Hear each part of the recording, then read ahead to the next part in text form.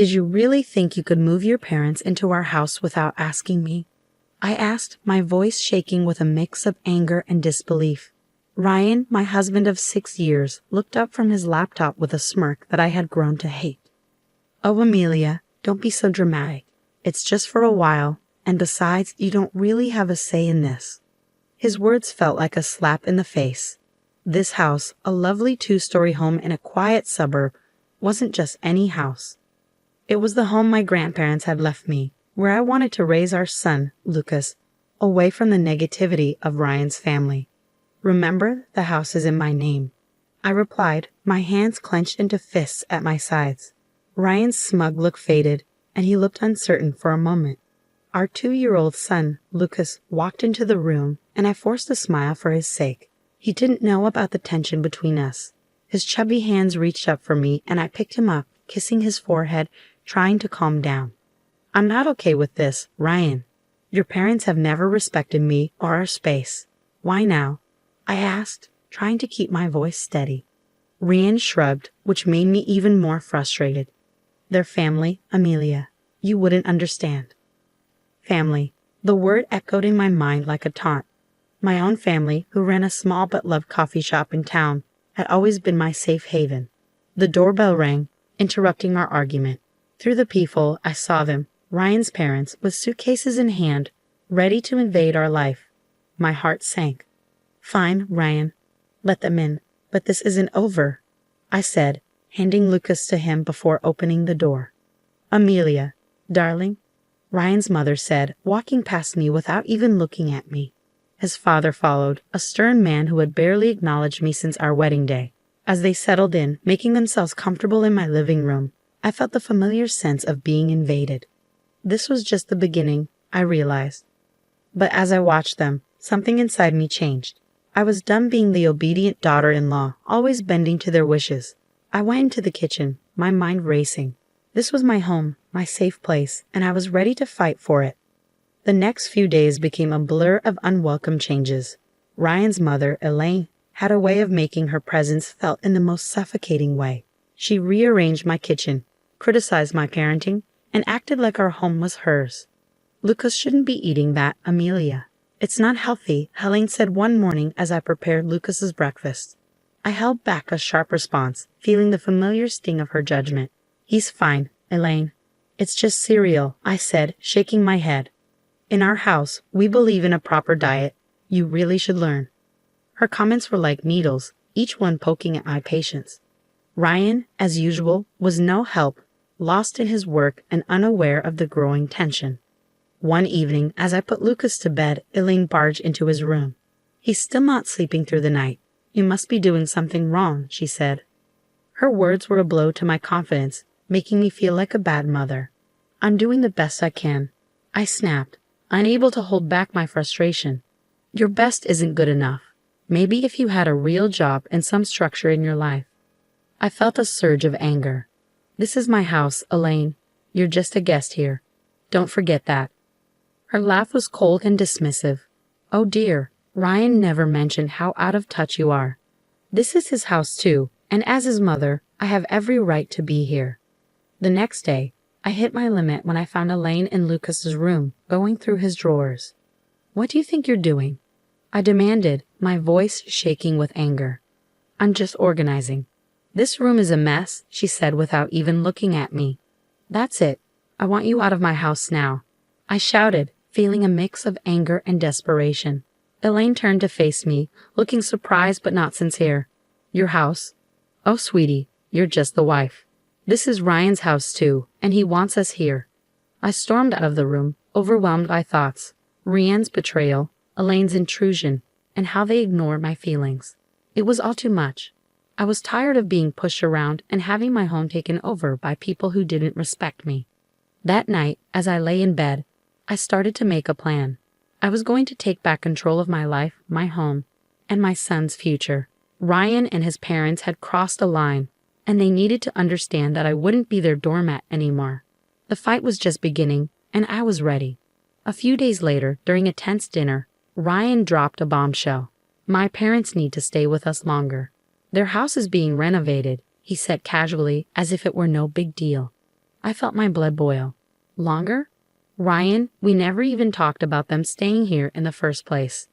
He shrugged, avoiding my gaze. It's just for a few more weeks. What's the big deal? The big deal is that your mother treats me like an outsider in my own home. I shouted, my frustration boiling over. Elaine, overhearing us, jumped in with her usual condescending tone. Amelia, you're overreacting. We're family. You should be more accommodating. Their words only made me more determined. I wasn't going to let them walk all over me anymore. It was time to fight back. The next morning, I called my brother Alex, who had always been my support. They're taking over my life, Alex. I can't handle it anymore, I said, trying to hold back tears. Alex's voice was strong and encouraging. Amelia, you need to stand up for yourself. Don't let them bully you. It's your house, so you make the rules. His words gave me the push I needed. I decided to confront Ryan, but this time, I would be ready. I gathered proof of Elaine's overbearing behavior. The messed up kitchen, the disturbed routines, and her constant belittling comments. The day of the confrontation arrived. I waited until Elaine and Ryan were in the living room. We need to talk. Now, I said, keeping my voice steady even though I was furious inside. Ryan looked up, surprised. What's this about, Amelia? He asked. It's about your parents, Ryan. Their constant interference and disrespect for my boundaries have to stop today, I said, holding up my list of complaints. Elaine scoffed. This is ridiculous. We're just trying to help. Help? By undermining me at every turn? By treating me like I don't matter in my own home? I shot back, my anger clear. Ryan shifted uncomfortably. Amelia, they're my parents. We can't just kick them out, he said. No, Ryan. They're guests in my home, and they've stayed too long. Either they leave, or I do with Lucas, I said firmly, my determination clear. The room fell silent, and the weight of my words hung in the air. I saw the realization in Ryan's eyes, but it was Elaine who spoke first. You wouldn't dare, she hissed, losing her calm demeanor. Watch me, I replied, my voice steady with resolve. That night, Ryan's parents packed their bags. As they left, Elaine gave me a bitter look. You'll regret this, Amelia, she warned. But as the door closed behind them, I felt a huge relief. It was the first step in taking back my life, and I was ready for whatever came next. After Elaine and her husband left, the house was eerily quiet. Ryan's attitude turned cold and distant, and he barely interacted with me. I found comfort in the peace of my home and the happy laughter of Lucas. One evening, as Lucas played with his toys, Ryan said, I have to go on a business trip. I'll be gone for a few weeks. His tone was indifferent, as if his career mattered more than our troubled relationship. Fine, I replied shortly, hiding my relief at the thought of his absence. After Ryan left, the house felt different, almost freeing. I began to undo the changes Elaine had made, each small fix feeling like a win. But everything changed when I found a series of emails on Ryan's laptop, which he had left open. They revealed an affair, an ongoing betrayal that hurt more than his mother's denied comments. I was filled with anger, pain, and a deep sense of betrayal. It was time for Ryan to face the consequences of his actions. I started planning carefully, making sure that Ryan and his family would be held accountable for their deceit and manipulation. The first step was to get my financial and legal affairs in order. I contacted a lawyer, explained my situation, and began the process of filing for divorce. Next, I focused on the house, which represented my grandparents' legacy and my independence. I called a real estate agent. I want to sell the house quickly and quietly, I told her. The real estate agent looked surprised but noticed the urgency in my voice. Are you sure about this, Amelia? It's a big decision, she said. I've never been more sure of anything, I answered, feeling strong and determined after the betrayal. The house went on the market, and within days, offers started coming in. The thought of Ryan coming back to find he had lost his control over everything gave me a grim satisfaction. During this time, I reconnected with my family, finding strength in their support. We're here for you, no matter what, my father told me. As I watched Lucas play, unaffected by the chaos around him, I made a quiet promise to protect his happiness no matter what. Ryan's return was approaching, but I was no longer the woman he had left behind. I was ready to face him, equipped with the truth and a plan to take back my life. When the day came for Ryan to return, the tension in the air was thick.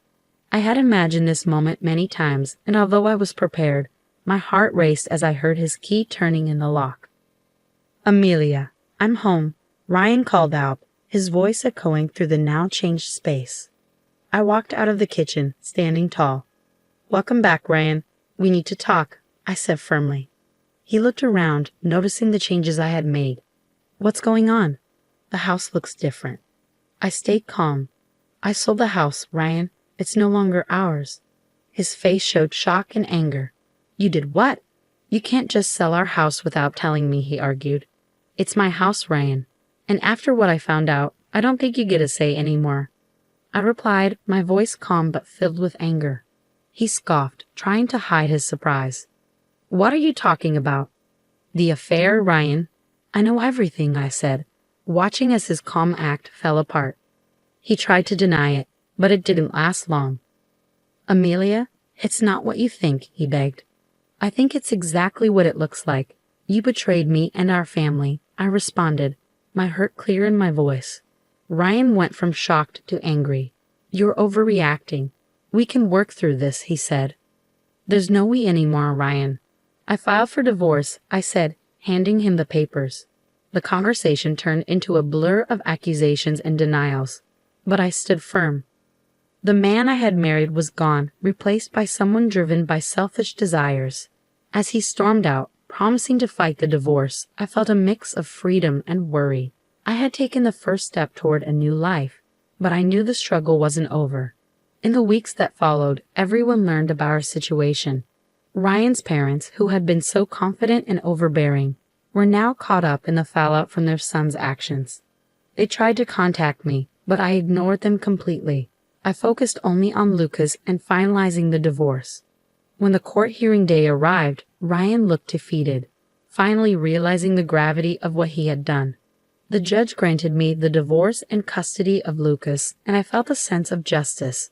Ryan's attempts to reconcile after the hearing were ignored. "You made your choice, Ryan. Now live with it," I said, walking away from him for the last time. News of our divorce and Ryan's affair spread quickly, damaging his reputation and relationships. His parents, who had once been proud and judgmental, were now shunned by people who had previously respected them. As I walked out of the courthouse holding Lucas's hand, I realized this was not just an end but a new beginning, a fresh start for both of us, free from deceit and manipulation. The future was uncertain, but it was ours to shape. Life after the divorce felt like coming out of a long, dark tunnel into the light. I had regained control not just of the house, which was now sold, but of my life. Lucas, happily unaware of the adult issues, thrived on the love and stability I gave him. My days were busy but satisfying, focused on rebuilding our lives and managing the coffee shop, which had become my safe haven. Still, the shadow of Ryan and his parents lingered.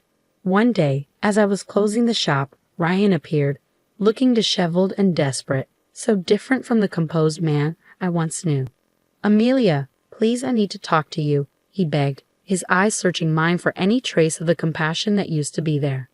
I hesitated, feeling a mix of emotions at the sight of him. "What do you want, Ryan?" I asked, trying to keep my frustration in check. "I can't afford the alimony and child support. I lost my job because of the scandal, and my parents, they are broke too," he admitted, his words hitting hard.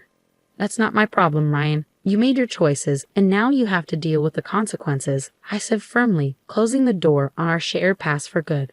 As I walked away, leaving Ryan behind, I felt a sense of closure. The journey had been painful, full of betrayal and heartache, but it had led me to a place of strength and independence. Life moved on. Lucas grew up, his laughter and curiosity bringing joy to our home. The coffee shop thrived, becoming a warm, welcoming place for the community. I found happiness in simple pleasures, the smell of fresh coffee, Lucas's giggles, and the support of friends and family. Ryan and his parents became distant memories, their story a lesson on the consequences of betrayal and selfishness. My journey had taught me about resilience and the importance of standing up for myself. As I locked up the shop that evening, I looked at the sky, painted with hues of orange and pink as the day ended. I smiled, holding Lucas's hand tightly. Our future was uncertain, but it was bright. We were moving forward, one step at a time, into a new chapter of our lives.